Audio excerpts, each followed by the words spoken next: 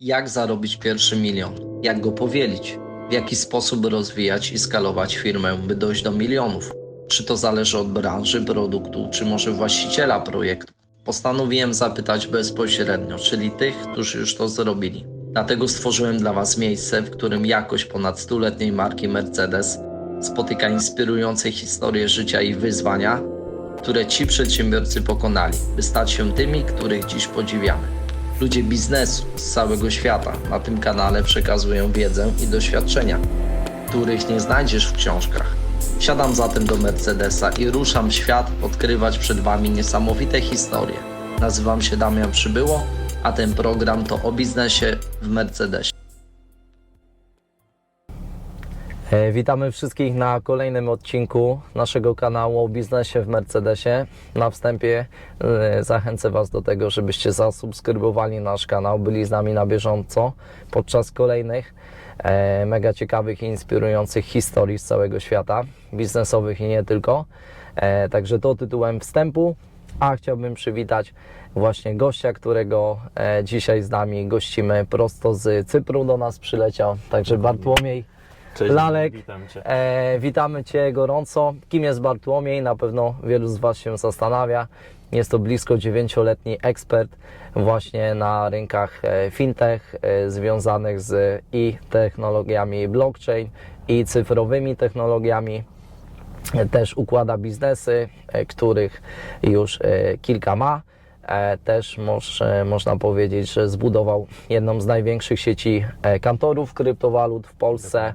Także też pogadamy dzisiaj o tym temacie, myślę niezwykle interesującym dla Was. I cóż mogę dodać, prywatnie bardzo ciekawa persona, rodzinnie nastawiona, też właśnie dbająca o wartości. Znamy się już ponad 5 lat, też obserwuję jego rozwój i nie ukrywam, że dlatego chciałem też z nim tą rozmowę u nas tutaj przeprowadzić, bo sam jestem pod wrażeniem tego, jak poszedłeś do przodu. Także i żeby też nie było, że nie słuchamy feedbacku naszych tutaj słuchaczy, widzów, no bo jest on dla nas niezwykle cenny, to zapinamy pasy przed jazdą. Także Twoja fura, Twoje zasady. Nie, no zawsze zapinamy pas. dokładnie. Przede wszystkim. No i co, panie kierowco, możemy jechać? Także zaczynamy. Pierwsze pytanie standardowo, jakbyś się przyjęło u nas na kanale, to jak u Ciebie w temacie Twojej historii, jak zaczynałeś, jak to się wszystko zaczęło, jak to u Ciebie, Bartku, wygląda? Opowiedz szerzej. Okej, początki całej drogi biznesowej rozumiem, kiedy zacząłem. Myślę, że takim fajnym punktem, o którym mogłem zacząć, była w ogóle moja pierwsza praca wakacyjna, jaką podjąłem w wieku tam 16 lat, już wtedy 16 lat skończyłem i pierwszą moją pracą była sprzedaż telewizji cyfrowej door to door, gdzie łebek, wiesz, 16 lat, pomyślałem, że może to być ciekawe. Ubrałem się w garnitur, oczywiście wtedy za duży, poszedłem na rozmowę, no i akurat zatrudniali prawie wszystkich, się okazało, więc poszedłem. No i tam, no, że tak powiem, zabrałem pierwsze doświadczenie odnośnie tego, że większe pieniądze i większy rozwój jest na takiej pracy, której wynagrodzenie zależy od Twojego wyniku, a nie stałego wynagrodzenia, czyli tego etatowego. Tak? Ja tak naprawdę pracy etatowej przez całą swoją drogę zawodową doświadczyłem tylko raz, ale to też w takim celu umożliwiającym mi rozwój mojego biznesu, o czym też możemy potem porozmawiać, bo to też jest w ogóle ciekawa historia. Natomiast wtedy to była moja pierwsza praca, więc zobaczyłem, że praca na prowizji to było coś, co mi odpowiadało, ponieważ byłem wynagrodzony za rezultaty, tak? A umówmy się, życie jest takie i w biznesie, i czymkolwiek byśmy nie robili, jesteśmy wynagrodzeni za rezultaty, tak? No im lepsze mamy rezultaty, tym większe mamy tak naprawdę korzyści finansowe. No i już wtedy wiedziałem, że to jest droga, którą chcę iść, czyli robić coś swojego, coś, co mnie tak naprawdę nie ograniczy od góry, żadnego szklanego sufitu. Pierwszy biznes założyłem w wieku 20 lat i to też w ogóle tak na zajawce, bo zaczęło się od tego, że pojechałem na festiwal muzyczny, wtedy jeszcze Coke Live w Krakowie, i zobaczyłem wielki namiot, w którym była totalna cisza, podczas gdy, wiesz, wszędzie gra głośna muzyka, wchodzę, a tam wszyscy bawią się w słuchawkach. I mówię, kurde, ale zajawka. No i tak postanowiłem sobie, że też bym coś takiego chciał kiedyś zorganizować. No i z plotem różnych okoliczności Silent disco, tak?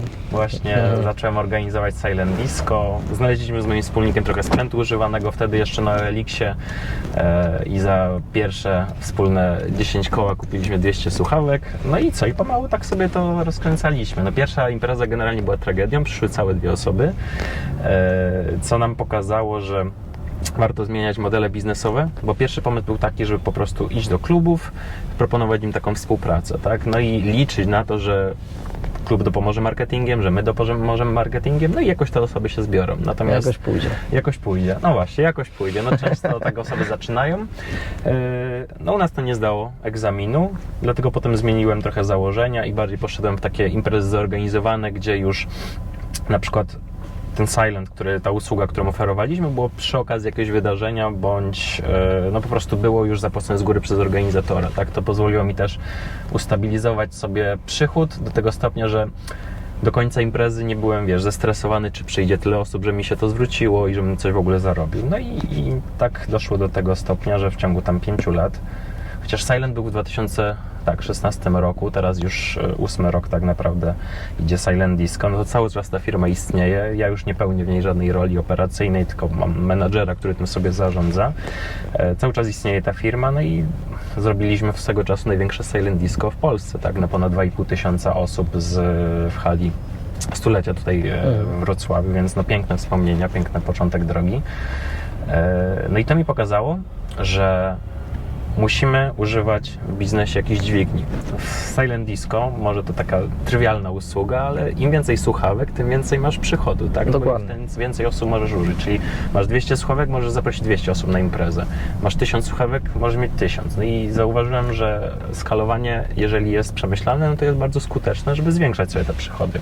No i potem szukałem jakichś kolejnych pomysłów, gdzie można by to robić, bo też nie ukrywam, że jestem osobą, która szuka ciągle kolejnej jakiejś innowacji, ciekawostek, a jeżdżenie już powiedzmy 3 lata na imprezy, no to też było dla mnie męczące, no wiesz, zarwane nocki, mimo że to jest fajne, ja wtedy też byłem studentem i to było fajne na tym etapie życia, natomiast potem już szukałem takich... Ale pewien etap właśnie już gdzieś tam się wyczerpał. Tak, dokładnie. Fajnie, jakby powiem tak, fajnie, że to nadal działa, przynosi jakieś dochody, natomiast no cieszę się, że już nie muszę się tym zajmować operacyjnie. Po prostu sprawi mi to przyjemność, mam sentyment do tej Zawsze firmy. sentyment właśnie wyciągnąłeś mi to z ust, zostaje, no bo to jednak twoje pierwsze dziecko takie biznesowe. Tak, dokładnie. No i co dalej? Próbowałem kilku różnych biznesów, łącznie na przykład z e-commerce'em, ściągałem i to będzie w ogóle przejście bardzo fajne do tego, co teraz robię, bo spróbowałem nawet e-commerce'u w tym sensie, że importowałem rzeczy z Chin. I wtedy bardzo dużo osób tego nie znało, ale wchodziły platformy właśnie Alibaba, AliExpress, więc można było tam znaleźć bardzo dużo bardzo fajnych, tanich rzeczy, ale oczywiście podróbki też. No i mój studencki umysł powiedział mi, a gdybym na przykład znalazł jakiegoś fajnego Calvina Kleina na AliExpressie i ściągnął, no i tak parę miałem takich transakcji, natomiast uznałem, że taki handel to nie jest coś dla mnie, plus ja też mam teraz już takie ugruntowane podejście, że nie chcę powiedzieć, że gardzę osobami, które noszą podróbki, natomiast no, marki i ich ceny, zakresy cenowe mają o czym świadczyć. Nie tylko o tym, że no, ładnie to wygląda i jest wyższa jakość tego ciuchu, natomiast też o statusie pewnym osoby. Tak? I ja na przykład teraz nie chodzę w żadnym Calvinie Kleinie czy Gucci czy Armani, bo to są najczęściej podrabiane marki. I jak przyjedziesz na Cypr, jak przyjedziesz na turecką stronę w Nikozji, to zobaczysz właśnie taki bazar z Louis Vuitton, z Gucci, więc zrozumiesz, o co mi chodzi, że tak naprawdę jeżeli kogoś stać na to, żeby podróbkę sobie kupił, no to przestaje być wyjątkowy, więc ja na przykład nie ubieram takich marek. Natomiast nauczony na tej historii, szukałem kolejnych jakby pomysłów, bo nie poczułem tego, tak? I to też jakby do czego zachęcam tutaj naszych widzów, że jeżeli macie robić biznes tylko wyłącznie, że na tym jest super kasa, no bo przebitki były bardzo dobre, razy 5 nawet, razy 10 na niektórych produktach, to i tak prędzej czy później się wypalicie z tego, tak? Więc szukajcie czegoś, co was kręci. A że ja mam od zawsze takie poglądy bardzo libertariańskie i wolnościowe, zresztą pewnie jak wielu przedsiębiorców. Lubimy wolność, czy to w działalności gospodarczej, czy to po prostu taką osobistą. Trafiłem w pewnym momencie na bitcoina i waluty wirtualne.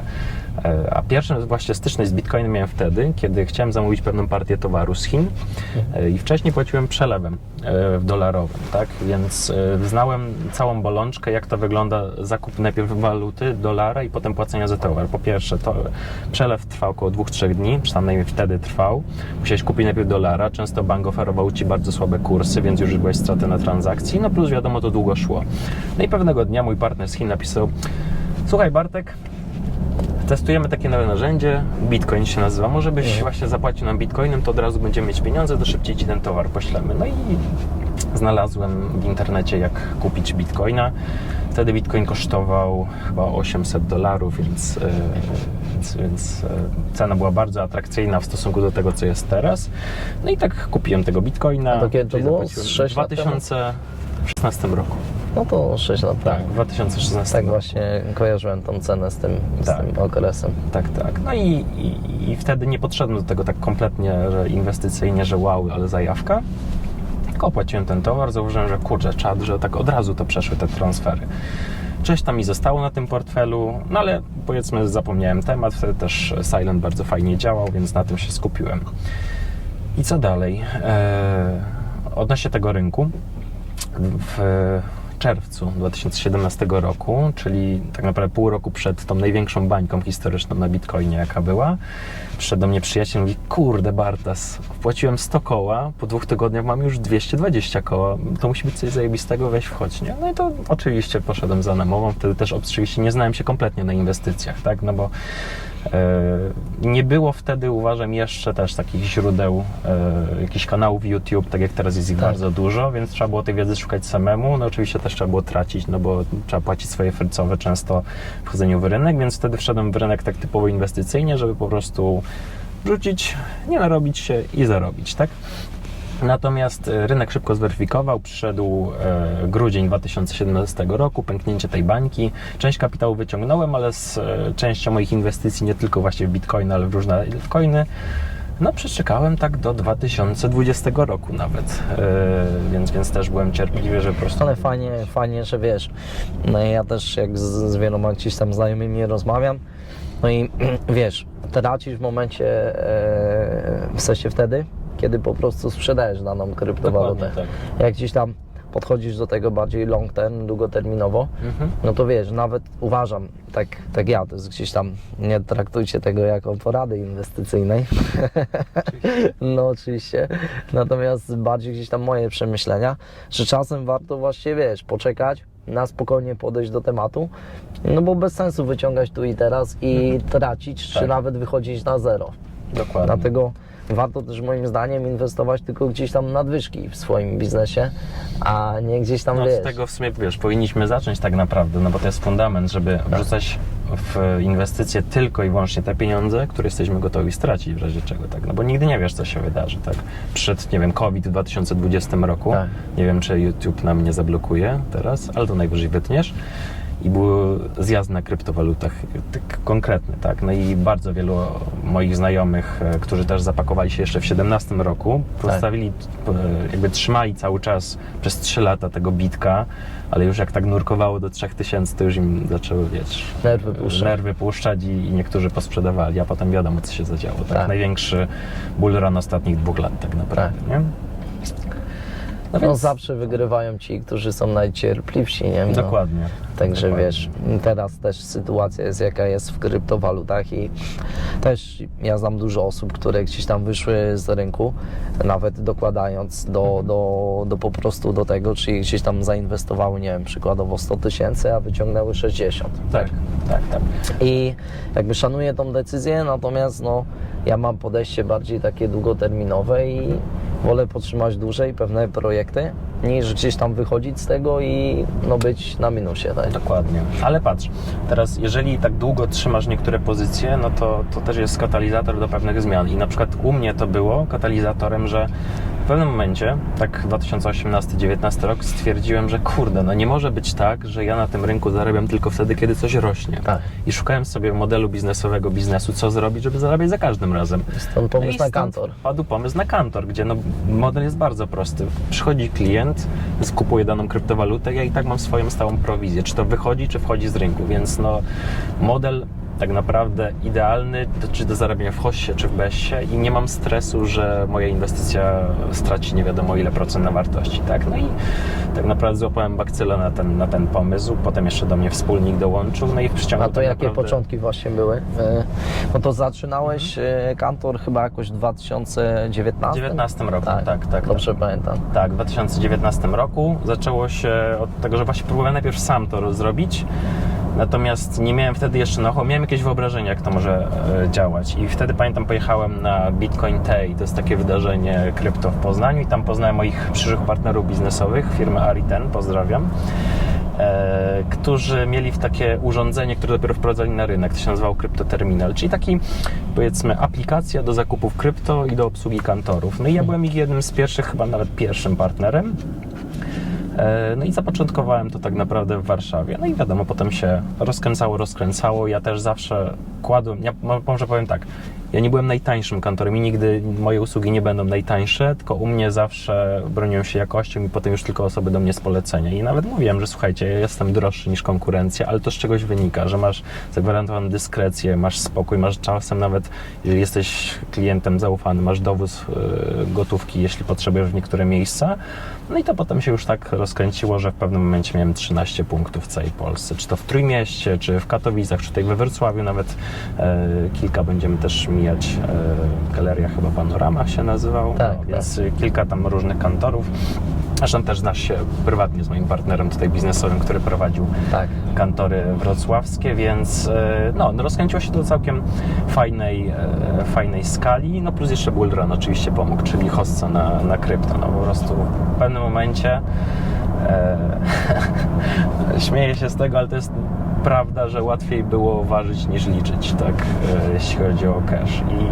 No i co? I w pewnym momencie przyszła Bessa, a to jest oczywiście spowolnienie, więc co można wtedy zrobić? Można albo narzekać, akumulować, ale też narzekać, że o koniec tego prosperity, albo pomyśleć, jak można ten biznes tak obudować, żeby był niezależny całkowicie od Bessy, tak? No bo kantor też zarabia w Bessie, ale te obroty już nie są takie fajne, tak? No bo już nie są wszyscy tak napaleni, żeby kupować bądź sprzedawać krypto. No i stąd kierunek, który teraz obecnie mam obrany i skaluję w tą stronę moje wszystkie biznesy, żeby iść w stronę płatności i instytucji płatniczych, tak? Czyli czegoś, co ludzie, czyli czegoś, co ludzie zawsze będą używać, no bo ty zawsze musisz zapłacić za zakupy, przesłać pieniądze gdzieś za granicę, cokolwiek, więc chcę umożliwiać po prostu ludziom płacenie i wykonywanie transakcji za pomocą nowych technologii, tak? No i taka jest teraz moja droga. Fajnie, to o tym też za chwilkę porozmawiamy, a myślę, że to ciekawy temat, bo sam korzystałem z Twoich usług, więc 100% się mogę pod tym podpisać, co mówiłeś odnośnie jakości w Twoim kantorach, które prowadziłeś i prowadzisz dalej. To jakie miałeś najciekawsze takie historie związane z wymianami i gdzieś tam, myślę, że też poniekąd trochę śmieszne na pewno, ale to myślę będzie wartość dla słuchaczy, jakie czasem ludzie mieli trywialne problemy, a jak Ty im je pomagałeś się rozwiązywać, że ktoś tam kiedyś miał bitcoina, zapomniał, pomogłeś. To takich było bardzo dużo. No to opowiedz, bo to myślę, że ciekawy temat. Tak, i to w ogóle jeden z ciekawszych case'ów i takich było bardzo dużo na początku tego bullrunu w 2020 roku w postaci, że przychodzi do nas gość, tak powiedzmy na około 35-40 lat. Czyli tak naprawdę w 2020 roku Bitcoin już miał 12 lat, więc jeżeli prostym rachunkiem, to on w wieku 35 lat powinien mieć 20 lat temu, jak Bitcoin powstał, więc tam powiedzmy był w wieku studenckim. No i przychodzi gość, taki trochę przestraszony i mówi: ej, panowie, słuchajcie, jest taka sprawa, bo tak z 8 lat temu była taka gierka online, O-Game chyba się nazywała i tam był taki kranik bitcoinowy i się dostawało. I słuchajcie, ja w to grałem na wakacjach u dziadków i tam jeździłem do nich raz w roku, no i tak pojechałem w zeszłym roku, żeby zobaczyć, no i przypomniało mi się, że tam coś było. No i słuchajcie, ja tam mam 50 bitcoinów. I ile to jest teraz warte? Możecie mi powiedzieć? No, bitcoin w 20 roku, już jak zaczął odbijać, no to podbił pod $20,000, więc prostym sposobem kolega Bańka. stał się milionerem, tak? No I to dolarów. i to dolarowym, tak. No oczywiście drugorzędna rzecz jest taka, że trzeba było mu to odzyskać. No tak? pewnie, To jest na to dysku wiadomo. twardym, to trzeba też było zabezpieczyć, żeby też nikt tego mu nie zabrał. No ale takie case'y się zdarzały. Jakie reakcje były, jak się dowiedział w ogóle, że nie wierzył, czy... Pierwsi to w ogóle potem przestawali się odzywać, bo się bali, że ich jakoś obrobimy, nie? Tak. Znaczy, wiesz, przychodzisz do kogoś o pomoc, a potem nagle wycofujesz się, bo masz taki majątek, do którego nie jesteś przyzwyczajony, bo to wiesz, zwykły gość, który sobie, gamerzył w internecie i teraz... A znam tą gierkę o game akurat, także Tak. śmiesznie. Nie No i- wiedziałem nawet, że to tak działało kiedyś. Tak. No i takie rzeczy się zdarzały. Z jakichś ciekawych historii jeszcze. Zdarzały się oczywiście próby jakichś tam, nie wiem, oszustw, fraudów, no przynosili nam lewą gotówkę. Co ty mówisz? No zdarzało się, że też w ten sposób straciliśmy trochę kasy, no bo oszuści są wszędzie, w każdej branży, no i też po prostu czasem za bardzo jak zaufasz i odejdziesz od swoich procedur, no to też ci się to mści, tak? No i ja miałem taką właśnie też sytuację, jeden z większych fuck-upów moich biznesowych, że odszedłem od procedur bezpieczeństwa, bo uznałem, że jak gość przyszedł do mnie z rekomendacji, na pewno nie może być jakimś oszustem. A tu się okazało, że niestety To też jest właśnie to, przyjemna transakcja. bo sami trochę ponetworkingowaliśmy i wiesz jak to działa, że na przykład osoba, która Ciebie zapoznaje z kimś, wobec tej osoby ta osoba, z którą Cię zapoznaje, była okej, tak? Dokładnie. Ale na przykład w perspektywie tam dalszej, jakbyś spojrzał, no to już wiesz, jest nie do końca, nie? Dokładnie. I dlatego czasami tak działa, że niby ludzie są z rekomendacji, a jednak i tak trzeba uważać, nie? No tak, plus jeśli już o rekomendacjach mówimy, to najważniejsza zasada, rekomendujmy tylko produkty i usługi, z których sami skorzystaliśmy, Tak. bo no, mimo, że kogoś lubisz, ktoś fajnie opowiada o swojej firmie, usługach, to jeżeli sam nie skorzystasz, to do końca nie jesteś pewny, czy osoba dowiezie rezultat osobie, którą polecisz, tak? No ja parę razy się sparzyłem na tym, że po prostu ktoś mi się wydał, że jest fajny, konkretny i polecałem daną osobę i potem się okazało, że zrobił gówno robotę, tak? Więc No, rozumiem. przestałem, mówię, już parę lat temu przestałem rekomendować firmy, które po prostu wydawało mi się, że jest albo właściciel, albo ktoś tam z zespołu fajny, tylko po prostu jak użyłem danej usługi, to wtedy mówię, a jeśli ktoś mnie pyta o rekomendację, to mówię wprost, słuchaj, mogę Ci polecić taką firmę, która wydaje mi się, że jest ok, ma fajne opinie, też dobrze o niej ludzie mówią, ale ja sam z niej nie korzystałem, więc jakby jest Okay. Twoja decyzja i Twoja odpowiedzialność, czy chcesz z tego korzystać, tak? No bo rozumiem. u mnie słowo ma bardzo duże znaczenie i ja nie lubię robić z gęby cholery, więc jeżeli komuś coś rekomenduję, no to tylko i wyłącznie wtedy, kiedy sam z tego skorzystałem, bo to jest zgodne po prostu ze mną i z moim sumieniem. Nie ilość, a jakość, także tu w Tak. pełni się podpisuję pod tym, co mówisz. A przejdźmy do kolejnego pytania, bo właśnie fajnie tutaj też na początku powiedziałeś o tym, jak gdzieś tam ten biznes wyskalowałeś, jeden, drugi i teraz na czym głównie się skupiasz, bo wiem, że właśnie mieszkając na Cyprze, głównie właśnie teraz te technologie związane właśnie Z płatnościami. z walutami tak naprawdę. cyfrowymi, z fintech, tak. Także tak. na czym to polega i też myślę, że mógłbyś to rozwinąć dalej.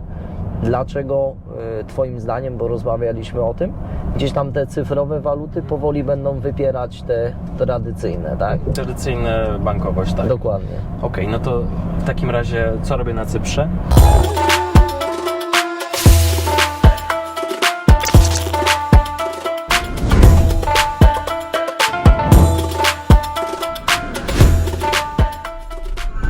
Okej, złapaliśmy Bartka, także oddaję mu głos, ale masz tylko 10 sekund. Dzięki stary. Witajcie community, witajcie ziomeczki z Aritena. Jesteśmy dzisiaj tak naprawdę na Cyprus Fintech Summit, jak pewnie w innym nagraniu mogliście to zobaczyć. Byłem tam jednym ze speakerów, jednym z panelistów, panelu dotyczącego użycia blockchaina w fintechu, czyli dokładnie to, co robimy w Ariten, czyli wdrażamy nowe technologie w świecie finansów. Ale chyba już przekroczyłeś 10 sekund. Gdzieś nas zostawił, czyli jeszcze raz Wam opowiem, co tutaj się dzisiaj działo.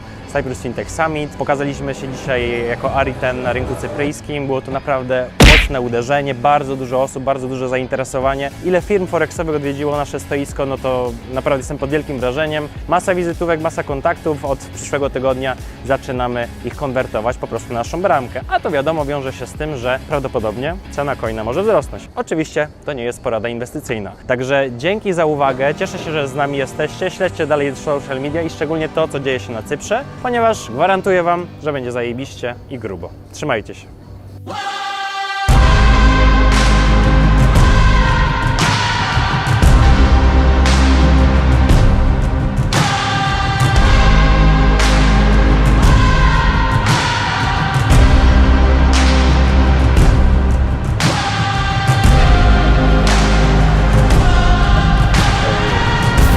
To gdzieś tam już blisko rok pewnie. Tak. Mieszkam tak naprawdę od marca zeszłego roku. Teraz nagrywamy to w lutym 2023, żeby nasi widzowie wiedzieli, jaki mamy czas. Przeprowadziłem się na Cypr z kilku powodów. Nie tylko dlatego, że jest tam po prostu fajna pogoda, wspaniali ludzie, pyszne jedzenie i niskie podatki, ale również dlatego, że tam jest, mało osób o tym wie, taki hub finansowy Europy, bądź powiedzmy trochę Bliskiego Wschodu. Tak? No, Cypr geograficznie nie jest już w Europie, ale jest członkiem Unii Europejskiej, co stawia go w takim gronie państw, powiedzmy, nadal europejskiej kultury europejskiej. No i niewiele osób wie, że tam jest centrum finansowe tak naprawdę. Limassol, Nikozji, i to jest taki centrum firm forexowych, hazardowych, streamingowych i różnych branż, łącznie z najpopularniejszą branżą na świecie, branżą fikołkową, szczególnie wśród mężczyzn. Największe firmy na świecie mają tam swoje siedziby i wszystkie te firmy są bardzo innowacyjne, tak? No bo żeby skorzystać z ich usług, no to też muszą oferować takie, nie wiem, technologiczne rozwiązania, które umożliwiają ich użytkownikom zrobienie na przykład szybkiej wpłaty, wypłaty, żeby zrobić to dyskretnie, no bo umówmy się, jeżeli mamy na przykład męża, który nie jest zadowolony ze swojej relacji z żoną i chciałby obejrzeć jakiś film w internecie i za niego zapłacić, to lepiej, żeby nie było widać, że ściąga mu z konta taką płatność, tak? Więc oferujemy takie rozwiązania, które umożliwiają klientom tych firm zrobienia błyskawicznych płatności, często w sposób dyskretny, anonimowy, po to, żeby też czuli się komfortowo. Więc do tego wykorzystujemy właśnie technologię blockchain, kryptowaluty i jest to tak naprawdę taki styk z tradycyjnych finansów i tych finansów nowoczesnych. Tak, no bo oczywiście musi być to w infrastrukturze bankowej, bo na razie banki oczywiście są na piedestale cały czas i są głównym graczem w sektorze finansowym, natomiast z roku na rok są wypierane przez właśnie firmy fintech, o którym też tutaj wspomniałeś, czyli po prostu takie nowoczesne, bardziej elastyczne rozwiązania, tak? No bo często ludzie też są zmęczeni tradycyjną bankowością, jakie to jest ociężałe, że nie da się wszystkiego fajnie, szybko zrobić, a fintechy, właśnie takie jak tutaj, w którym ja działam, jest takim rozwiązaniem na te problemy, czy to właśnie uproszczony onboarding jest klienta, czyli tak naprawdę stworzenie sobie konta trwa tak naprawdę w kilka chwil, możesz już mieć i korzystać z rachunków, czy też jakieś płatności dla Twojego biznesu i to też jest w ogóle fajny case, bo oglądają nas na pewno też przedsiębiorcy i tu rekomenduję, żeby rozważyć to w swoim biznesie, żeby zacząć po prostu wdrażać płatności w walutach cyfrowych w swoim biznesie, tak? No bo po pierwsze znika nam problem niedochodzących przelewów. Pewnie też znasz takie sytuacje, że ktoś komuś zapłacił, podobno przelew już wyszedł, a jeszcze 5 dni go nadal nie ma. No sam na sobie jest tam takie sytuacje. No dokładnie, a na blockchainie czegoś takiego nie ma, tak? Przelewy są natychmiastowe. Plus... Do kilkunastu sekund chyba. Tak, dokładnie. Do kilkunastu sekund widzisz kasę na ulecie. Plus, no musisz pamiętać, że co roku miliony kolejnych osób wracają i rozszerzają użycie tej technologii, więc to jest kolejny, powiedzmy, rynek i segment, który warto obsłużyć swoich klientów, tak? Czyli część osób na pewno wybierze standardową bankowość, żeby zapłacić za Twoje usługi lub produkty, ale część może chcieć właśnie skorzystać z tych innych metod alternatywnych. No i super byłoby ich obsłużyć i też z tego korzystać, żeby nie poszli do konkurencji chociażby, tak? No więc taki jest mój cel, żeby udostępnić nowoczesne finanse, nowoczesne metody płatności firmom na razie z branży właśnie takiej finansowej, ale docelowo też chciałbym tak pod strzechy do takich też mniejszych biznesów właśnie i czy to jakichś e-commerce'ów, czy nawet firm produkcyjnych wdrażać takie płatności. Fajnie. I robisz to dla przedsiębiorców w Polsce, czy tylko na Cyprze, czy jakby na całą Europę jesteś otwarty? Znaczy, Nie ma to znaczenia? dla mnie nie ma dla znaczenia siebie? geografia. Mieszkam na Cyprze i robię to głównie na Cyprze, natomiast mam też klientów cały czas z Polski, również tych moich byłych kantorowych, którym ogarniam takie wymiany. Ostatnio teraz procesuję taki kontrakt dla dewelopera kanadyjskiego, który buduje na Karaibach, na Dominikanie duże osiedle domów i oni też chcą przyjmować płatności w krypto od swoich klientów. Więc tak naprawdę geografia tutaj nie ma dla mnie znaczenia, no bo umówmy się, w dobie tak naprawdę digital nomadyzmu, gdzie możesz pracować z każdego miejsca, Tak. no to taka usługa, którą ja też świadczę, no to nie ma dla mnie znaczenia, skąd tak naprawdę jest klient. To, co jest ważne, to tak naprawdę przepisy panujące w jurysdykcji, gdzie on prowadzi ten biznes, czyli jak rozpatrywane są na przykład kryptowaluty. Tak. Żeby był akces, w sensie Tak, tam żeby był pozwolenie akces, na żeby to. było po prostu to legalne, tak? No bo w większości krajów na świecie kryptopłatności właśnie na blockchainie są legalne, ale są nieuregulowane, więc my też dobieramy takie rozwiązania, które umożliwiają po prostu też to, żeby jeżeli odbierasz płatności w krypto, żeby też mieć spokój, że nie przepełniasz jakiegoś, nie wiem, przestępstwa podatkowego czy innego. A przykładowo takie techniczne pytanie Ci zadam, bo mnie osobiście to ciekawi, myślę, że też wielu naszych widzów może również ciekawić. Przykładowo mam sklep internetowy w Polsce, sprzedaję tam, nie wiem, pościel, czy tam meble, Tak. czy różnego typu inne produkty i chciałbym się wyróżnić na rynku. Mam dużo znajomych, którzy mają kryptowaluty. Chciałbym im zaoferować możliwość właśnie też płacenia na moich sklepach tak. w kryptowalutach i wtedy jakby jak to technicznie wygląda, tak? Robisz jakiś audyt, wiesz, opowiedz Tak, więcej. tak, możemy zobaczyć, wiadomo, wszystko jest zrobione case by case. Na ten moment, może inaczej, powiem jakie rozwiązania obecnie są, a które dopiero będziemy wdrażać. Okej. Na ten moment mamy bramkę, która umożliwia konwersję fiata do krypto, czyli za pieniądze fiducjarne twój klient może kupić kryptowaluty, które tobie wyśle. I w tym momencie, jeśli ty masz tylko i wyłącznie wallet swój, wpisany nawet w system, w taką bramkę, którą klient widzi na stronie, no to już odbierasz zapłatę w kryptowalutach. Okej. No to też się wiąże z szeregiem korzyści. No, I chociażby on sobie wtedy wybiera te, które są zaznaczone, w których przyjmujesz płatności. Tak, Dobrze dokładnie. rozumiem. Okej.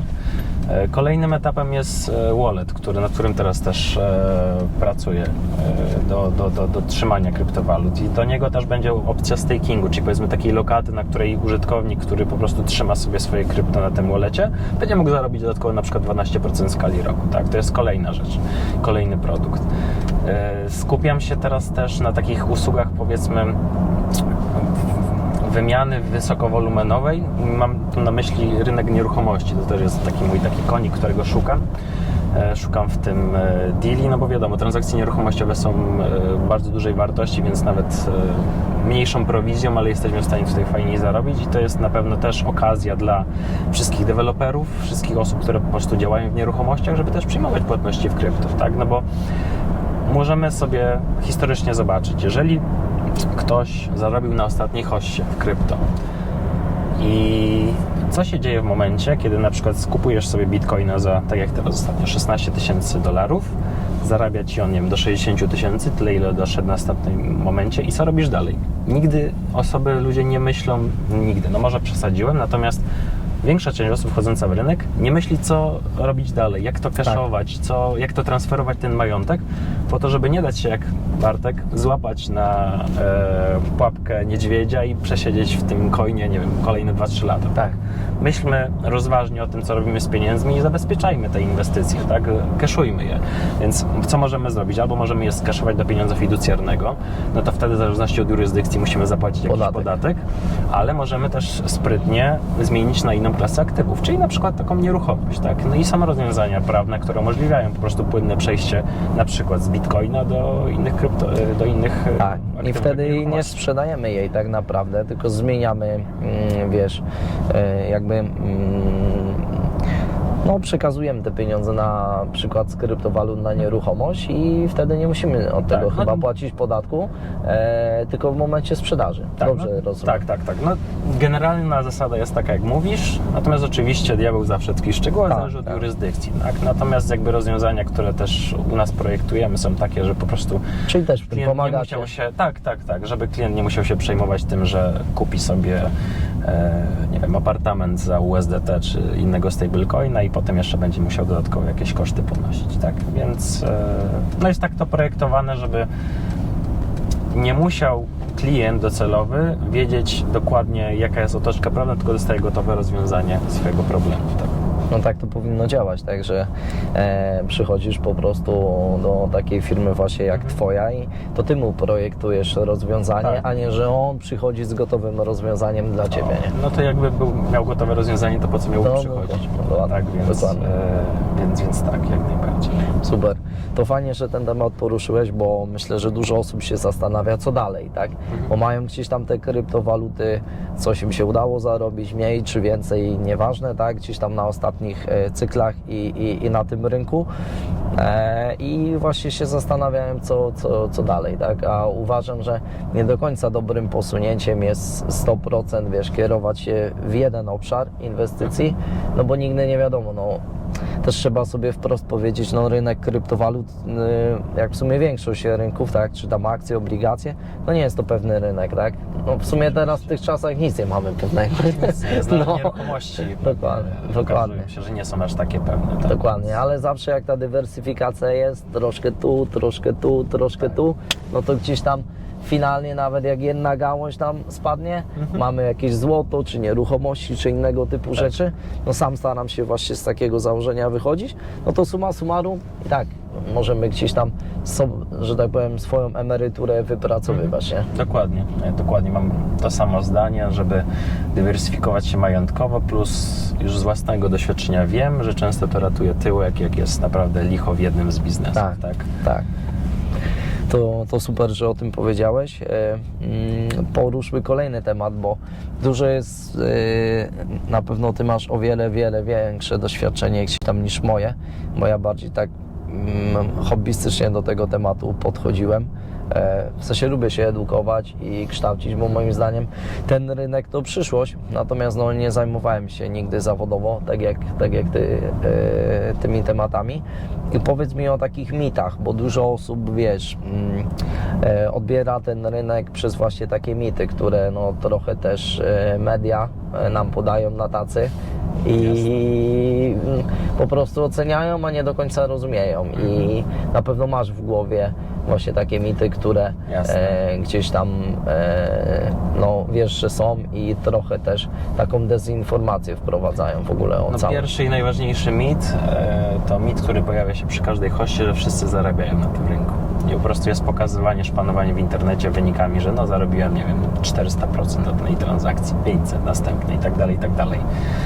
Prawda jest taka, że rynek krypto jest też rynkiem kapitałowym i to jest gra, w której no, musi znaleźć się zewnętrzny kapitał, który po prostu powiększy ten nam stół, przy którym wszyscy gramy, tak? No i jeżeli nie wszyscy wygrywają, no są, jak w każdym rynku, to jest gra konkurencyjna, dawcy kapitału i ci, którzy ten kapitał zgarniają z tego rynku, więc jakby zacząłbym od tego, że jeżeli widzimy gdzieś na Instagramie bądź innym TikToku post, że no słuchajcie, mam zajebiste sygnały tradingowe, trzaskamy, skuteczność taka i taka, nie wiem, 200% miesięcznie, no to żeby się nie nabierać na takie rzeczy, bo zapytajcie jakąkolwiek osobę, która jest na rynku więcej niż, nie wiem, 3-4 lata, czy jest możliwe w dłuższym okresie czasu dołożenie takich wyników, tak? No lub też na logikę, tak? Jeżeli ktoś mówi, że trzaska, nie wiem, właśnie nie. Niech no już nawet będzie 40% miesięcznie, już nie te 200. No to generalnie, jeżeli powtarza te wyniki, to co stoi na przeszkodzie, żeby znalazł finansowanie, nie wiem, 10 baniek, no to jeżeli potem będzie tak ciągle robił, procent składany pokaże nam, że w ciągu kilku lat będzie miliarderem. Tak, nie? to po co mu inwestorzy? Więc po co mu inwestorzy, po co mu zbieranie, nie wiem, $100 opłaty abonamentowej za grupę sygnałową na przykład, nie? Więc to jest pierwszy mit. Okej, no to drugim ryzykiem jest mitem tak naprawdę, który jest no nie tylko w branży tak naprawdę jak blockchain, krypto, ale również fintechowy, że ktoś za mnie zrobi cały research w czasie projektu, w który wchodzę i że mogę tak naprawdę swoją odpowiedzialność za swoje pieniądze zbyć na drugą osobę, tak? No bo ja też znam bardzo dużo przypadków, gdzie ktoś zasłyszy w internecie, że jest zarąbisty coin albo nie wiem, zarąbista. Mogę tu przeklinać troszkę? Możesz, delikatnie. Dobra. Nie, że jest zajebista spółka, w którą warto wejść i po prostu szok, żeby z tego nie skorzystać. I co się potem okazuje, że wpłacasz kasę, a potem nagle wychodzą jakieś trupy z szafy, że tutaj coś się nie zgadza, tutaj rzeczywiście ten team, który miał być taki kosmiczny, nie jest jakiś rewelacyjny, a ty podjąłeś już tą decyzję inwestycyjną, oddajesz tam pieniądze i prawdopodobnie stracisz te pieniądze w tym momencie, więc to, co ja polecam, no to też robienie własnego researchu zawsze, no i inwestowanie w rzeczy, na których się znamy. Ale to jest chyba tak naprawdę standard dla wszystkich branż i tak powinno również być z fintechami, w krypto, że jeżeli nie masz, nie mówię już bardzo głębokiej wiedzy w tym zakresie, bo zawsze to możesz, nie wiem, radzić jakiegoś specjalisty w danym, nie wiem, segmencie, na przykład fintech lub krypto, bo też musimy wiedzieć, że to nie jest tak, że jestem w krypto, ktoś mówi, no ale to dobrze, to co robisz? Robisz NFT, robisz DeFi, robisz DEXy, CEXy, robisz trading, robisz arbitraż, no jest tego multum, tak jak w nieruchomości, też tak, wiesz, jak ktoś mówi, że jestem w nieruchomości, no to co konkretnie robisz? Flipy, deweloperka, wynajem, zarządzanie, podnajmy, no jest mnóstwo i tak samo jest teraz właśnie w tym świecie fintechowym. Nie da się na wszystkim znać, więc moja taka porada, żeby korzystać tylko i wyłącznie z inwestycji, których rozumiemy, co się dzieje, skąd się biorą przepływy finansowe, no i jak duże jest ryzyko, że może nie wypalić, tak? No bo w każdej inwestycji wiąże się z ryzykiem, o czym też mówiliśmy na I samym fajnie też, tak dodam od siebie, minimalizować to ryzyko, nie? Czyli gdzieś tam jak nie jesteśmy pewni projektu, to ja się sam na tym przejechałem aż za mocno, bo mam takie podejście, że wiesz, 100% albo wcale, a nie do końca to jest dobre akurat w inwestycjach, bo warto czasem mniej zainwestować w dany projekt, sprawdzić go i sobie uśredniać tą cenę, a nie gdzieś tam pakować się po same torby, To jest tak? takie azjatyckie podejście, widzę. Tak. w rynku, nie? No, Azjaci tak mają. Wiem, co mówię, bo połowa mojej rodziny jest azjatycka, że Azjaci jak już wchodzą, to bardzo grubo. Widzisz, może gdzieś tam tato o czymś nie wiem, nie?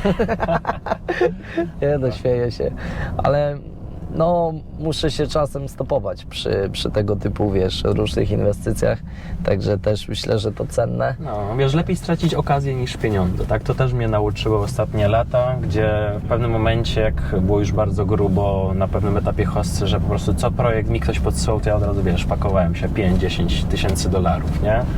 80% tych projektów teraz tak naprawdę nie istnieje, albo jest guzik warta, więc... Jakbyś zliczył to wszystko, no to mógłbyś kupić, wiesz, dobre mieszkanie ode mnie, tak? Tak.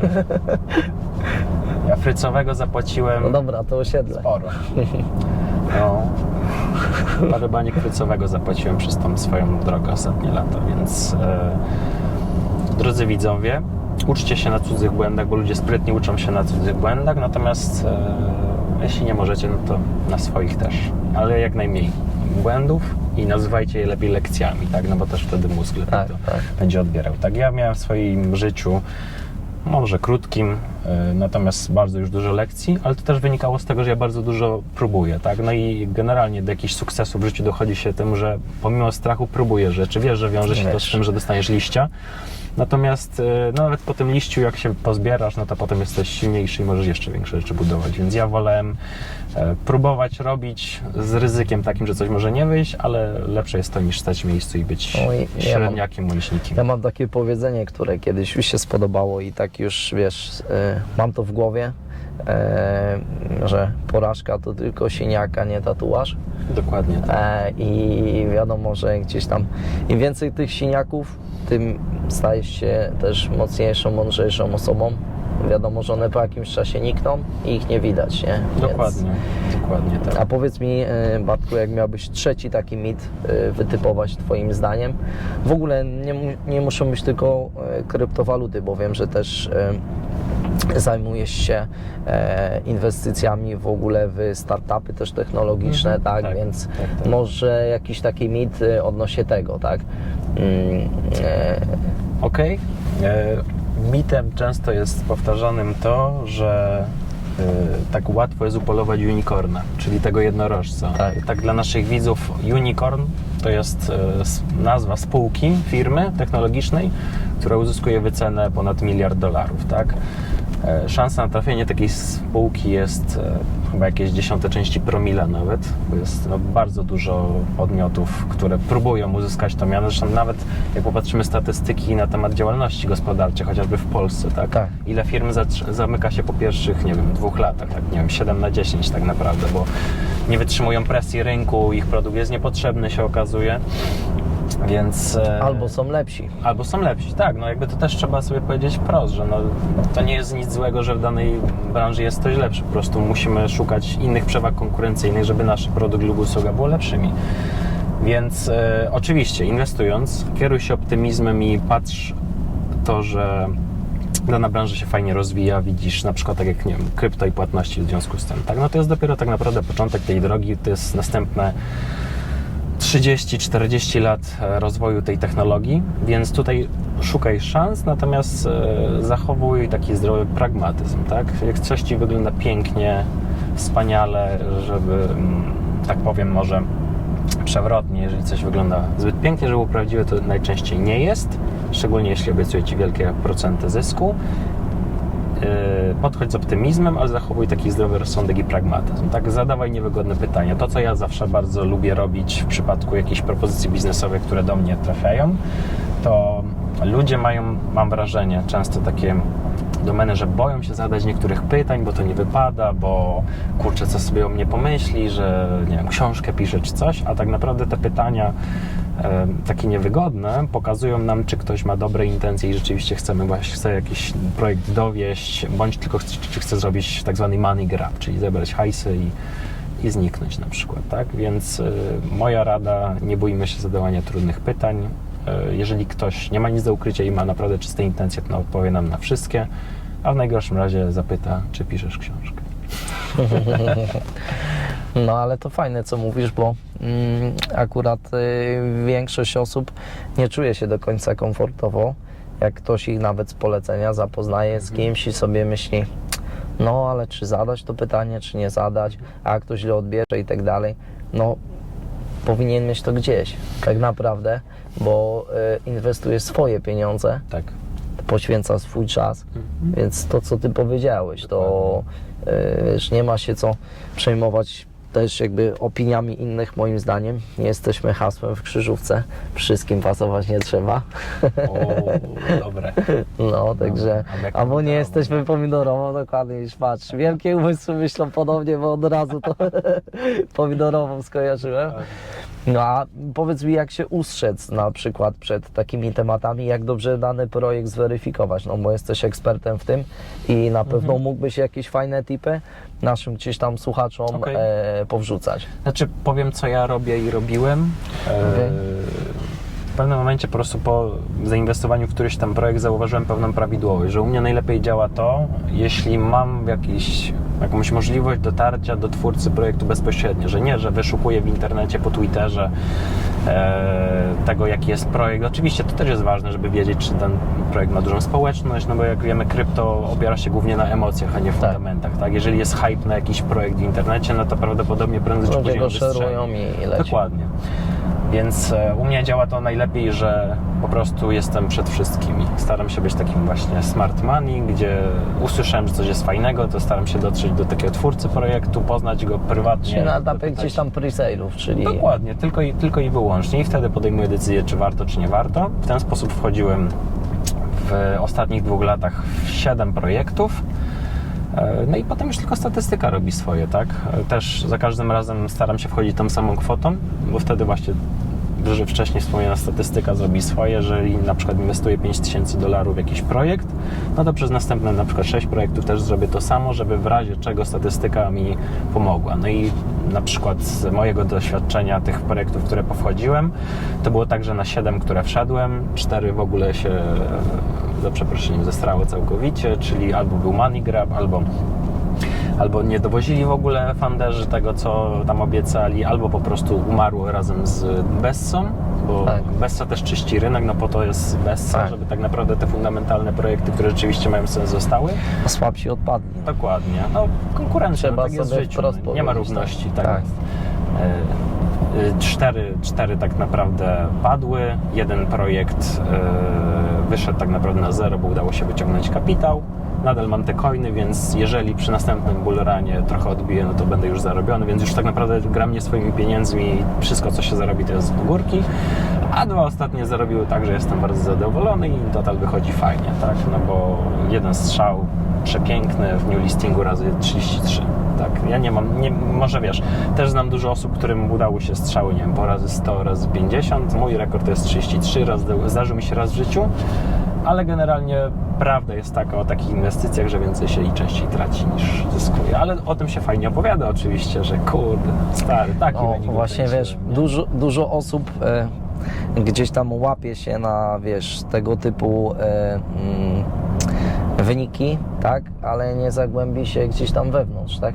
No ja rekord miałem, gdzie tam, wiesz, coin zrobił chyba 800 czy 900 razy w dniu jakby listingu, tylko wiesz, akumulacja, w sensie akumulacja, nie wiem czy dobrze mówię, jak coś to mnie popraw, czyli alokacja, przepraszam, alokacja moja to była 50 czy tam $100, tak? No to nieźle. Bo więcej jakby nie można było zainwestować, bo tak. tam była pula na daną osobę, nie? Pewnie jakiś launchpad to. Tak, dokładnie, tak. I wiesz, dużo osób, ktoś usłyszy, wow, 900 razy, to stary, jesteś multimilionerem, tak? Z jednego projektu, nie? Ale nie dopyta o to, że tam, wiesz, 50 czy $100 można było tylko wrzucić, no ale no jakby to też jakby kosztuje dużo czasu i gdzieś tam moim zdaniem ja odkąd zacząłem działać w krypto, zresztą znam też siebie i twoje podejście, to wiem, że dla ciebie to jest równie ważne, jest edukacja, tak? No to Że po prostu z roku na rok, z miesiąca na miesiąc być coraz lepszym, lepiej te projekty rozpoznawać, tak? To wtedy po prostu jest szansa na zysk. A niestety większość ludzi i inwestorów jest taka, że od razu, wiesz, chcieliby zysk, a tą edukację to najlepiej niech ktoś to za mnie ogarnia, a ja na to nie mam czasu. No a sam myślę, że Powiem też ci, z uważasz, czego że to wynika. tak nie działa. Tak. No jakby to wynika z tego, że człowiek jest istotą, która szuka rozwiązań jak najmniejszym kosztem. I najlepiej, jeżeli nic nie trzeba było zrobić i zostać multimilionerem, no to pewnie wszyscy byśmy tutaj jeździli Lambo, naszym ulubionym branżowym. Prawda jest taka, że i w każdym rynku tak naprawdę kapitałowym jest tak, że większość ludzi daje kapitał, tak? No i tylko od Ciebie zależy, czy będziesz lepszy i będziesz miał te przewagi konkurencyjne, bo o to Będziesz chodzi, dawcą, nie? żeby właśnie nie być na koniec dnia tym dawcą kapitału, tak? No krypto przyjęło się, że to jest rynek, w którym wszyscy zarabiają, że jest szybkie zarabianie, dostarcza dużo emocji, tak? No ludzie szukają emocji wszędzie i na przykład, jak rozmawiam z inwestorami, którzy inwestują w nieruchomości i mówią, kurde, stary, mam wzrost, nie wiem, 10% w skali roku. Mówię, kurde, piękny wynik. A tu, wiesz, Bitcoin ci w ciągu jednego dnia może 10% zrobić. Więc do czego zmierzam? Ludzie oczekują, wchodząc na krypto, łatwych pieniędzy. Może za pierwszym, drugim razem się uda, trafi jakiegoś coina, akurat może wejdzie w bullrunie, gdzie rzeczywiście większość zarabia. No ale jeśli nie wyjdzie, no to wszystko bez dalszej edukacji, jak zabezpieczać te zyski, co dalej robić z tym kapitałem, no to prędzej czy później wyjdzie z rynku z niesmakiem, no i potem to od niego zależy, czy podejmie decyzję o to, żeby się właśnie wyedukować, żeby podejść jeszcze raz tylko w sposób bardziej zrównoważony, skalkulowany, czy obrazi się na rynek i powie, nie, to nie działa, nie? Więc wszystko jest kwestią człowieka, charakteru no i tylko myślę, że tyle. No ja też za zeszły rok mogę sobie głowę popiołem posypać, że tak powiem, bo to też cenne lekcje dla mnie były, gdzie i tak jakby sporo na tym rynku zarobiłem i gdzieś tam cały czas w nim jestem, nie wychodziłem, natomiast no gdzieś tam mogłem razy ileś o wiele więcej zarobić, Tak. Natomiast też doszedłem do tego, że no, łatwo jest być chciwym na tym rynku, że masz to, co ty powiedziałeś, więcej, o jeszcze. I tak o tyle byłem mądry, że zawsze wkład wyciągałem, tak jak ty mówisz, co też masz ten projekt i też mam kilka projektów, gdzie mi coiny zostałem, no ale mogłem to sprzedać, były gdzieś tam kilku znajomych mi mówiło, Damian, to jest ten moment, nie, jeszcze pójdzie i to gdzieś tam, wiesz, no nie to, że mnie zgubiło, bo i tak jakby jest ok, natomiast no to też jest nauczka dla mnie, dlatego też myślę, że warto, żebyście się uczyli na czyichś błędach, czy też moich i Bartka Do czego szczerze zachęcam. Tak. I gdzieś tam jak czujecie, że to jest kwota, która jest dla Was ok, to warto czasem nawet wyjść 80% z projektu, 20% sobie zostawić, jakby nóż widelec jeszcze gdzieś tam Dokładnie. mocny skok był, ale i tak summa summarum już jesteście zadowoleni i to, co fajnie Ty powiedziałeś, tak, że warto, że wolisz nie zarobić niż Że wolę nie stracić nie kapitału, stracić, niż lepiej stracić, tak naprawdę lepiej stracić okazję niż kapitał, tak? Dokładnie. No bo sam dobrze wiesz, ile często trudu zajmuje zarobienie pieniędzy, tak? No rynek krypto jest o tyle wdzięczny i niewdzięczny, że można w bardzo krótkim czasie zarobić bardzo dużo pieniędzy, tak? To też trochę psuje pogląd młodych ludzi szczególnie na to, jak wygląda tak naprawdę życie i tradycyjnie zarabianie pieniędzy, no bo to nie jest tak, że na wykresie się przesunie, nagle zarobisz $1000, nie zawsze oczywiście, tak? Znamy osoby, które się utrzymują z rynku krypto, z tradingu, są moimi przyjaciółmi i rewelacja, że tak im się życie ułożyło, natomiast no 95% osób, które je kopiują, nigdy tak nie będą żyć, tak? No i też nie można sobie ciągle żyć w takiej bańce. Oczywiście warto do tego dążyć, natomiast wiedzieć, że to nie jest taki pewnik, że zawsze tak będzie, tak? Tym bardziej, że właśnie to odnośnie tych osób, co powiedziałeś, to czasem ktoś wchodzi w projekt 15 sekund, 10 sekund po gdzieś tam informacji Tak.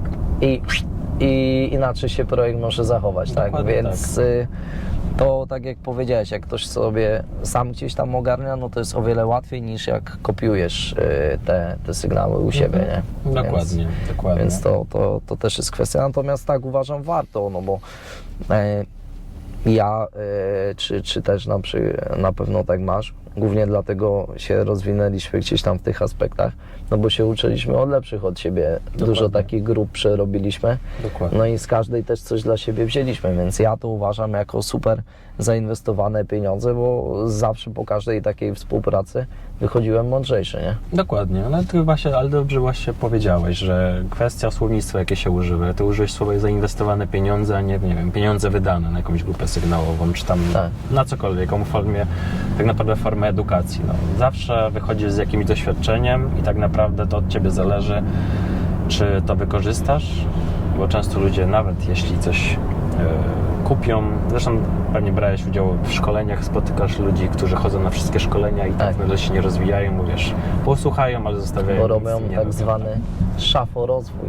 czyli szaforozwój, wiesz, okej. czyli biorą te notatki, wsadzają sobie na półeczkę w szafie i czekają kolejne 5 lat, jak z tej szafy wyskoczy, nie wiem, $1 milion, tak? A to tak nie działa.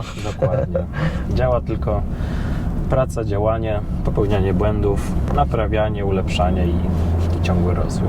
Super, a powiedz, bo już fajnie dużo tematów poruszyliśmy, także myślę, że duża wartość będzie tutaj dzisiaj z naszego wyjątkowego gościa i w ogóle dziękuję Ci za to, że zgodziłeś się na ten wywiad i fajnie w ogóle się spotkać, bo się trochę nie Też się widzieliśmy. dawno nie widzieliśmy. Tak, także fajnie gdzieś tam powspominać. A powiedz mi jeszcze, Bartku, jakie dalsze plany masz na rozwój gdzieś tam swoich i biznesów, ale też prywatny, bo wiem, że też sporo gdzieś tam podróżujesz z synkiem i z żoną i też jakby mocno na to zwracasz uwagę, żeby ten work-life balance w Twoim życiu był. No to w moim przypadku jest tak, że tak jak odpowiadając na Twoje pytanie, nie ma czegoś takiego jak work-life balance, tylko po prostu praca jest elementem tego życia, tak? Bo ja work-life balance trochę pojmuję w ten sposób, że jest praca, ona jest osobną w ogóle od tego życia prywatnego. Często znam też wiele osób, które tak mają, że idą do roboty po to, żeby zarobić na czynsz, na jedzenie i inne formy utrzymania i potem zaczyna się ich życie. Nie. To w dłuższej perspektywie jest droga donikąd, no bo bardzo szybko się wypalisz zawodowo, tak? Nie musi mieć jakiś głębszy sens. I dla mnie work-life balance jest bullshitem, ponieważ to praca ma przenikać Twoje życie i masz robić, wykonywać swoje zajęcie po prostu z pasją i z jakąś większą misją. No i ja myślę, że jestem na etapie takim życia, że robię to, co lubię, chcę, co zawsze chciałem i tak naprawdę dobieram sobie ludzi, z którymi pracuję i sam tak naprawdę ustalam sobie, ile pracuję, chociaż wiesz, często gdzie nie muszę pracować długo, ja i tak potrafię przesiedzieć, nie wiem, 10-12 godzin pracy, ale oczywiście wszystko z umiarem, no bo z drugiej strony właśnie jest rodzina, jest mój syn. Więc staram sobie to tak dobrać, żeby po prostu to był jeden taki cykl, wspólny organizm, ale nie dzielę to jakoś na praca, rodzina, osobno. To się wszystko przenika, tak? Też mamy taki styl życia, tak? No teraz mieszkamy na Cyprze, w marcu lecimy na miesiąc do Wietnamu i też to będzie tak naprawdę praca, rodzina, bo też jedziemy tam rodzinę odwiedzić, więc jakby wszystko da się, nie chcę mówić, że pogodzić, no wszystko może być jedną taką fajną, wspólną całością. Dobre słowo może, które to opisze, jest symbioza, tak? Że wszystko działa ze sobą. Także jeśli chodzi o element prywatny, no to tutaj przede wszystkim jeszcze mocniejsze umacnianie właśnie więzi rodzinnych, właśnie ta wycieczka do Wietnamu, poznanie drugiej części mojej rodziny. Super. Być może wkrótce kolejne dziecko. Chciałbym oczywiście jak najszybciej.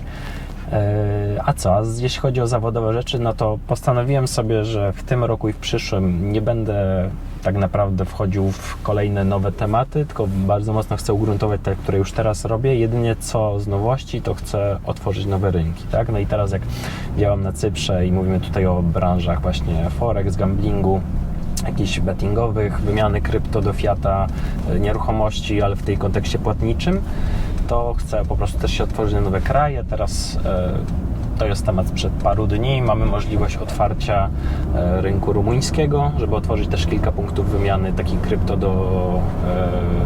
do gotówki w Bukareszcie. No i też zbudowania kolejnej sieci, więc po prostu pomysł jest taki, żeby ten model, który w Polsce mi dobrze zadziałał, przekopiować po prostu na rynku zagranicznym, oczywiście z uwzględnieniem tamtejszych jakichś zasad, regulacji, tak? Więc ten rok będzie rokiem po prostu stabilizacji biznesowej, rozkręcania i skalowania, tak? Nie szukam nowych propozycji biznesowych, więc jeżeli będziecie kiedyś do mnie pisać w tym roku, drodzy widzowie, z jakąś intratną propozycją biznesową, no to najprawdopodobniej moja odpowiedź zabrzmi nie, bo teraz po prostu mam swoje rzeczy, na których jestem bardzo skupiony. No chyba że to jest po prostu w obszarach tych, W których działasz. Gdzie działam, to wtedy ok, nie ma problemu, natomiast na inne jestem zamknięty w tym roku propozycje biznesowe. To fajnie, że to poruszyłeś, bo też myślę, że no ważne jest, żeby ten fokus mieć, bo jednak pewnie raz w tygodniu wiadomość dostajesz z jakąś ciekawą propozycją biznesową, tylko raz w tygodniu. nie do odrzucenia, zaznaczam.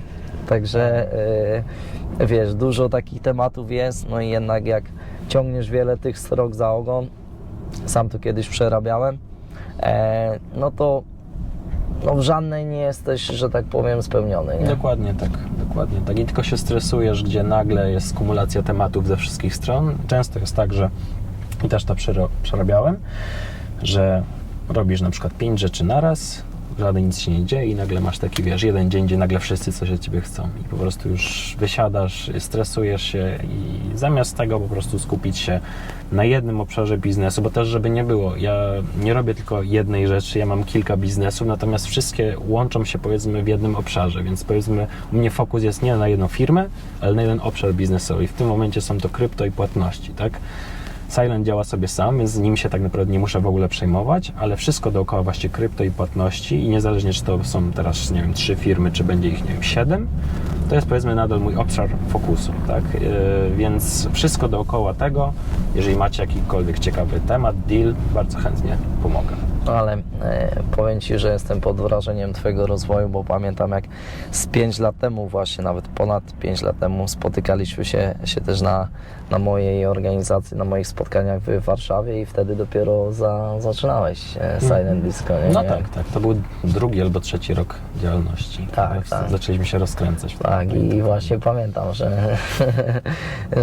że gdzieś tam pierwsze imprezy już robiłeś po kilkaset osób i to fajnie zaskoczyło, a teraz kurczę, już mieszkasz sobie na Cyprze, korzystasz z życia w fajnej pogodzie. Też wiem, że też tam robisz taki mocny networking właśnie. Może opowiedz o tym właśnie na Cyprze, jak ten networking wygląda, tak już powoli zbliżając się do końca naszego wywiadu. Czy tam jest dużo Polaków, którzy działają w biznesie, czy też właśnie z miejscowymi, bo słyszałem, że tam mało miejscowych osób działa w biznesie, że głównie są to osoby przyjezdne. Jakie są Twoje gdzieś tam odczucia, doświadczenia? Tak. Lokalsów tak naprawdę w biznesie jest takim, powiedzmy, większej skali, no bo nie mówimy tutaj o prowadzeniu, nie wiem, restauracji czy tawerny, tak? No bo to jest chyba tak naprawdę najpopularniejsza forma biznesu wśród lokalsów, Cypryjczyków.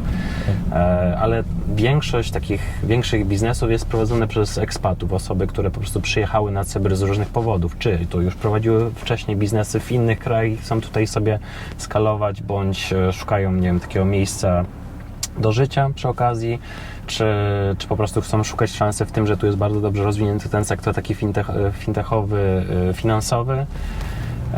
Więc z mojego doświadczenia wynika, że głównie są to przybysze, którzy są na wyspie.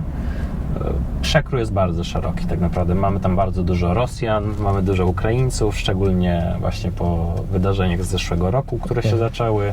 Polaków też jest całkiem sporo, Rumuni, Francuzi, Brytyjczycy oczywiście, bo Cypr był kiedyś brytyjską kolonią, więc nadal tam przyjeżdżają bardzo tłumnie Niemcy, więc no, tam jest społeczność międzynarodowa całkowicie. Jeśli o mnie chodzi, to ja nie trzymam się praktycznie z Polakami w ogóle. Tam, nie wiem, mam kilku po prostu znajomych Polaków, natomiast no, z różnych krajów tak naprawdę. Mój partner biznesowy, z którym teraz robię projekty, jest na przykład Rumunem, tak? I też mamy tak, że mamy w swoim zespole pracownika z Wielkiej Brytanii, mamy też innego Rumuna, mamy z Ukrainy kolegę, więc całkowicie międzynarodowe środowisko. Jeśli chodzi o networkowanie się, no to tam jest bardzo dużo eventów związanych właśnie i z networkingiem, z branżą, właśnie z Forexem, z fintechami. I strategię, którą ja obrałem na tamtym rynku po to, żeby też jak najszybciej tam się wybić, tak? No bo jestem, powiedzmy, rok czasu, a uważam, że pomimo takiego krótkiego czasu jestem już całkiem nieźle rozpoznawany w pewnych kręgach, tak? Sam dobrze wiesz, jak działa marka osobista i jak wiele drzwi potrafi otworzyć, więc cel, jaki sobie obrałem na zeszły rok i teraz w tym roku chcę to kontynuować, jest po prostu zbudowanie mocnej marki, żeby po prostu ludzie mnie z tym kojarzyli. Stąd też moja szeroko zakreślona ofensywa trochę medialna, tak powiem, gdzie bardzo dużo piszę na LinkedInie, gdzie kanał YouTube odpalam w języku angielskim właśnie odnośnie fintechu, gdzie uczęszczam na możliwie jak najwięcej wydarzeń networkingowych, gdzie byłem prelegentem ostatnio w zeszłym roku na konferencji fintechowej w Limassol i więc staram się układać te wszystkie klocki tak, żeby dało mi to jak największe przełożenie na osoby, które działają właśnie też lokalnie, no i po prostu jak największe w tym momencie przełożenie na ilość, nie wiem, czy leadów, czy potencjalnych współprac. A na Cyprze jest to całkiem proste, bo najważniejszą wartością, jaka jest u nas w Polsce, jaką może inaczej, jaką wynosimy z Polski, jadąc za granicę, jest to, że Polacy są zarąbiście pracowici. No i po prostu w stosunku do innych narodowości, no to prześcigamy ich w tym, że ile pracujemy. Tak, to oczywiście to jest dobra i zła cecha, no bo nie wolno, znaczy wiele osób się przepracowuje, ale z drugiej strony mamy wpojone, że trzeba dużo pracować. I jeżeli przyjeżdżasz sobie na taki Cypr, gdzie dzień pracy trwa często 3-4 godziny, no to ty już z natury masz 10-krotną przewagę konkurencyjną, bo tobie się po prostu chce zasuwać, tak? I ja po prostu widzę po tych wydarzeniach, że ja staram się być jak na największej ilości ich i to też potem mi skutkuje tym, że mam właśnie jakieś bardzo dużo, nie wiem, leadów w jakimś temacie, typu, nie wiem, jakieś współprace związane z jakimiś kolejnymi wdrożeniami systemu płatności i tak dalej, a na przykład mam kolegę, który w podobnym czasie przyjechał, nie wiem, miesiąc po mnie, on z kolei nie z Polski, a z Wielkiej Brytanii, no i tak się, wiesz, bez celu trochę błąka, zabieram go ze sobą, próbuję go tam pomagać, natomiast widać, że jemu się aż tak nie chce, bo to też musimy wiedzieć, że basen Morza Śródziemnego sprzyja nic nie robieniu i często ludziom się udziela taka atmosfera, że ja przyjadę, coś tam idzie, ale to wiesz, siga, mówi się na zawsze. Jednak trzeba pomimo przeciwności i gdzieś tam różnych wyzwań dookoła mieć wyznaczone cele, fajnie opowiedziałeś o swoich i po prostu robić, tak? Bo nic tam z nieba nie spadnie, za darmo też nic nie dostaniemy, nawet wiadomo gdzie, tak? Można dostać za darmo. No właśnie za darmo też tak naprawdę nie dostaniemy, no bo trzeba zasłużyć, przynajmniej w większości przypadków. Dokładnie. Więc fajnie, że o tym opowiedziałeś. I bardzo Ci dziękuję za wywiad. Szkoda, że akurat w przyszłym tygodniu się na Cyprze nie zobaczymy, ale może się uda z Twoim partnerem biznesowym. Dokładnie. Także z nim też porozmawiam, mam nadzieję. No i co? I dziękuję Ci pięknie za wywiad. Jako podsumowanie myślę, że takie, nie wiem, 2-3 zdania, co możesz dodać dla naszych dzisiejszych słuchaczy, z czym mógłbyś ich zostawić. Okej.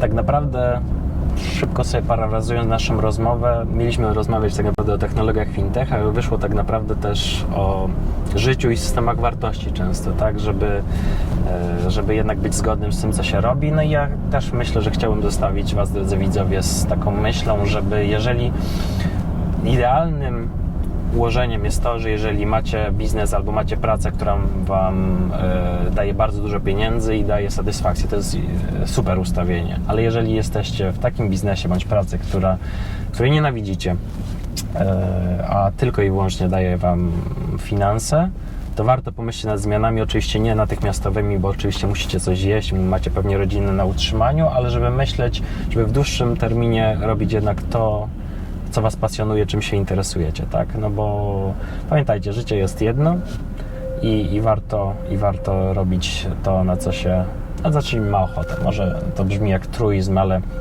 docelowo zmierzać do tego, co jest taki, ma głębszy sens, a nie tylko zarabianie kasy. Co oczywiście jest bardzo dobre, tak? Umówmy się, jakby i to nie może być temat tabu, tak? Wszyscy jesteśmy po to, też istniejemy na rynku, żeby zarabiać kasę i wymagać wynagrodzenie za swoje produkty lub usługi, natomiast żeby zawsze szło za tym jakiś głębszy sens, jakaś dodatkowa wartość dodana. No i tak myślę, że z tym bym wystawił Super. naszych widzów. To dziękujemy Ci pięknie, Bartku, za wywiad. Ja dziękuję za zaproszenie. Piąteczka.